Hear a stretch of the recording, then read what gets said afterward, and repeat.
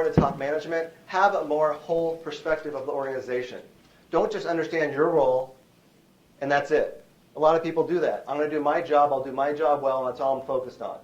You should know every single division in the organization. You should know everything that they're accomplishing.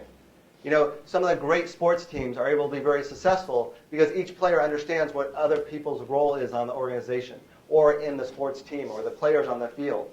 And so the more you can know the different players, the different groups, the different organizations, the different divisions within your company, the better you're going to have a much wider perspective. And thus you can say, when I did this accomplishment, how did it affect the other trails in the organization? So part of it is your own awareness. Most of us just think about our job and doing our job. So part of it is having that awareness. The other part is you can kind of track it and follow it.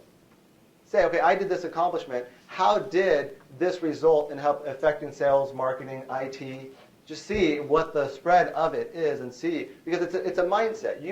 You'll find some information, you'll get some feedback that's going to give you kind of a more wider perspective of the impact it's made on the company than just looking at my department, our department, your department.